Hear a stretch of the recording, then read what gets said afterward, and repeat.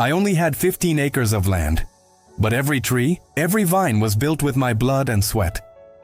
The land bordering my farm was bought a year ago by Rachel Whitmore, a wealthy developer who had purchased half the mountain for her vine retreat resort. One morning when I reached my farm, I saw 5 of my maple trees lying on the ground, cut, clean, uprooted from the roots. Rachel's contractor said the branches were crossing into her property fence and blocking her wine view. I told her, "Those trees were planted by my grandfather, long before you were even born." She smiled. "Oh, Elliot, don't take it personally. It's just business." I didn't make a scene. I just remembered one thing. Rachel's vineyard was registered under a vineyard permit. That meant if there was any kind of pesticide contamination or drainage issue found, her entire permit could be revoked.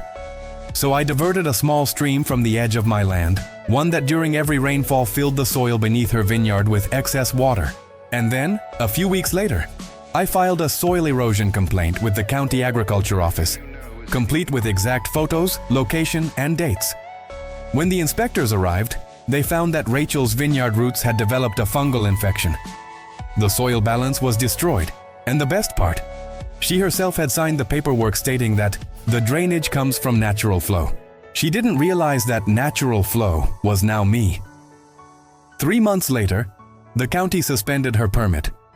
Her entire vineyard, the pride of her wine tours, withered, rotted, and died. The land that once gleamed was now dust and decay. And the irony, that same county board contacted me asking if I'd like to offer part of my land for their conservation project. Now every year I get government funding to restore the soil of her former vineyard. There's a signboard there now. Protected Ecological Buffer Zone, property of Elliot Brown. The place where she once hosted wine tastings now grows wildflowers, and carved into the earth are the words, "Nature always wins." Rachel thought cutting my trees would give her a better view. But what did she get? Every morning she now sees my newly planted oak tree growing tall right outside her window. She wanted a clear sky. Now all she gets to see is the shade of my tree.